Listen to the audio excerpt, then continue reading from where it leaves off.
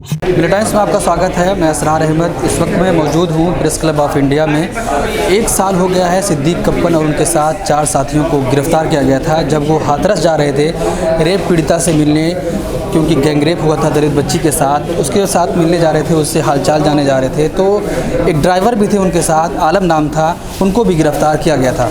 आलम की पत्नी, हम इनसे जानने की कोशिश करेंगे कि आपका क्या नाम है? बुशरा आलम।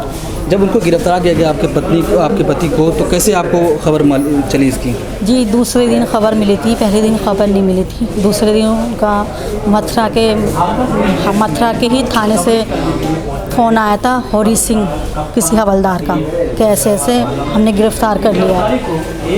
उन्होंने हमें बताया गिरफ़्तार। अभी तक उनसे कभी आपकी मुलाकात हुई है? किससे? आपके जी, एक दफ़ा हुई है। एक दफ़ा हुई है जी। तो कुछ हाल चाल बताए, कैसे हैं वहाँ, कैसे रहते हैं?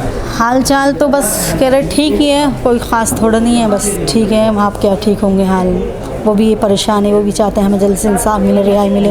हम तो ड्राइवर हैं, गाड़ी लेके गए थे, हमें पता नहीं ना कौन कौन है, कौन सा संगठन है, किससे जुड़ा, कोई नहीं पता जानते। 3 और जो लोग थे जिस संगठन से, उनको कभी जानते थे वो, या आप जानती थी? नहीं नहीं, बिल्कुल भी नहीं जानते। हमारे तो किसी में भी रिलेशन में भी नहीं है, कहीं से कनेक्शन कुछ भी नहीं है। उसी दिन बस बुक करी थी गाड़ी, उसी दिन उनके साथ गए। उस दिन से आज तक उन्हीं के साथ अब तक। अभी तक कभी कोर्ट में सुनवाई हुई उनकी? सुनवाई होती है, पूरी नहीं होती, थोड़ी होती है, थोड़ी रोक देती। कभी जज बदल जाते हैं, कभी डेट कुछ कर देते हैं, मतलब डेट बदली, डेट पे डेट मिल रही है। और सर कोई पुलिस वाला कोई सबूत नहीं दे पाया कि ये गुनाहगार हैं। तो उनके ऊपर क्या एलिगेशन है, क्या आरोप लगाया उनके ऊपर? ये आरोप लगाया कि ये दंगा कराने जा रहे थे हाथरस। अगर वो दंगा कराने जाते तो कह के जाते। सबसे पहली बात, सरकार अंधी हो चुकी है, बेरी भी हो चुकी है। इतना तो अकल रखती पूरी सरकार के, मतलब कह के कोई दंगा नहीं कराएगा, दंगा कराने वाले करके चले जाते हैं। आपकी क्या मांग है अभी? मेरी मांग है, मुझे इंसाफ चाहिए और रिहाई चाहिए। बेगुनाह है मेरे हस्बैंड, उन्हें रिहा करो जल्द से जल्द। कितने बच्चे थे उनके? जी 1.5 साल ही तो हुआ था, शादी पर भी बच्चे। अच्छा, 1.5 साल ही हुआ जी, बच्चे। देखिए, आलम वो ड्राइवर थे जिसमें 4 लोग जा रहे थे हाथरस।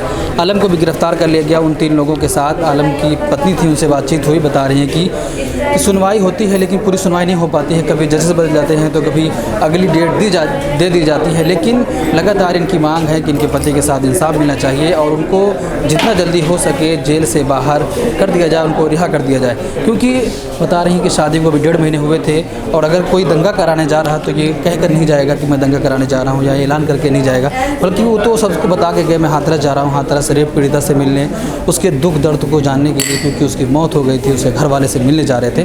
उनको हाथरस जाने से रास्ते में ही यूपी पुलिस ने गिरफ्तार कर लिया। 1 साल पूरे हो गए, अभी तक यूएपीए के अंदर 4 लोग बंद हैं।